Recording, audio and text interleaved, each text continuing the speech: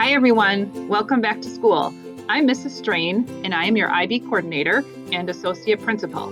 Many of you know me very well and some of you haven't met me yet at all, but may have seen me on the screen in your classroom as I popped in and say hello. Kindergarteners, I'd like to give you a very special welcome as you are brand new to Jefferson and are just starting school. So we are so happy and excited to have you as a part of our JLS family. JLS stands for Jefferson Lighthouse School, in case you didn't know. I'm going to be sharing this video with you at least once a month so you can learn all about our IB program and our IB Learner Profile. In case you don't know, IB stands for International Baccalaureate. That means we're a special school that has a special program to make all of the things that you're going to be exploring and learning extra fun, meaningful, and hopefully allow you to take some action in your life based on what you've been learning. Today, in this video, we're going to learn about our learner profile and what our word of the month is. Let's find out. We have 10 learner profile attributes. These are words you'll be hearing throughout our school from parents, teachers, other students, and other staff members in our school, like our secretary or our custodian. What those words are 10 attributes that we really are working hard as a school to become. For example, being caring, being knowledgeable, being an inquirer, being reflective, taking time to be a risk taker, thinking about how we can be more principled. These are not all 10 of the words, I just mentioned a few. You should be able to see them on the screen right now.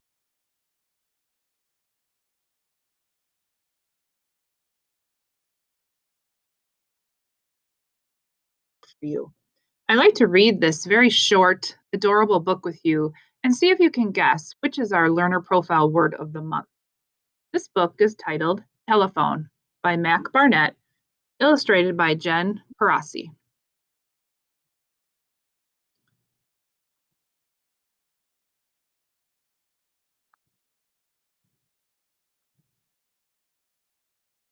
Tell Peter, fly home for dinner.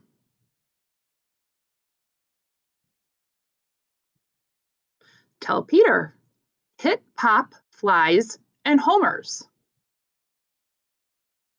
Tell Peter, prop planes are for flyers. Tell Peter, put your wet socks in the dryer. Tell Peter, rock stars are admired. Tell Peter, crocodiles are bad liars. Tell Peter, lobsters are good hiders. The end. I wonder which learner profile word of the month this story reminds you of. Take a minute to think about it.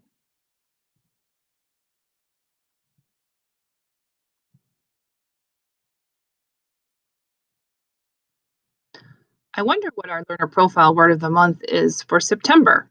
It's the first month of school. I wonder which word we should be striving to be and which skills we should be learning in order to be better at this.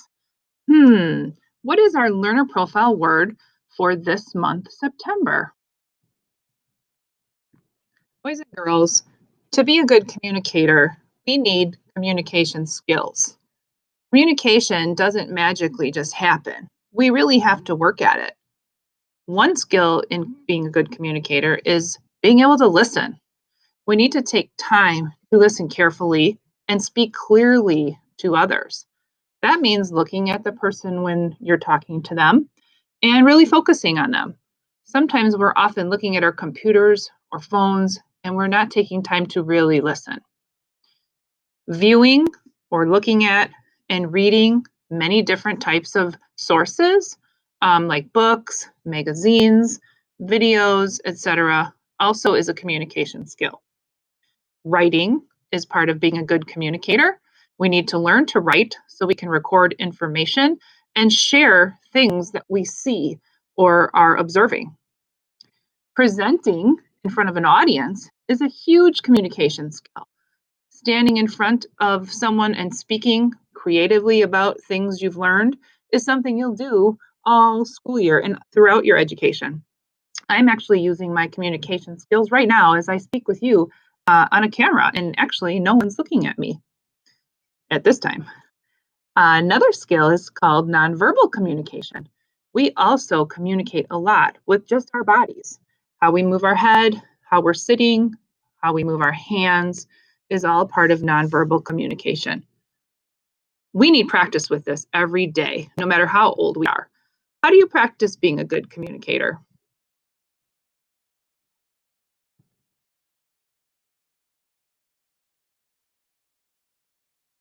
Hi again. I hope you learned a little bit more about being a good communicator. I have a couple of activities you can try during your school day or after school. Two of them will be on the screen in just a minute. One of those activities is to see how you can communicate non-verbally with someone else. That means you can't use your voice at all. We'll see how you do. Another activity is about following directions, being able to listen and speak clearly to teach someone else how to make a sandwich. You could try this at home tonight. It doesn't have to be a perfect sandwich, it can be another recipe too. Lastly, reading, presenting, and writing are all parts of being good communicators. This is a great book called Diary of a Spider. The spider writes and communicates about his day in the story. He takes you through his months in the spring and summer about what his life is like. Maybe you could start a diary to share with others what you're doing. That would be practicing communication skills. Check out Diary of a Spider. I think you'll like it. Another story you might want to find is called Library Mouse. We have both of these books in our library. You might be able to check them out as ebooks, or you can visit your local library and get them to read too. This little guy is a writer, quite the communicator. He writes stories or books and wants to put them on the shelf in the library, but isn't sure about people finding out who he really is. It's called Library Mouse. This story would be a great example of what a communicator acts like and strives to become. I hope you learned a little bit more about being a communicator, and I would like you to practice these skills because you will need them throughout your life.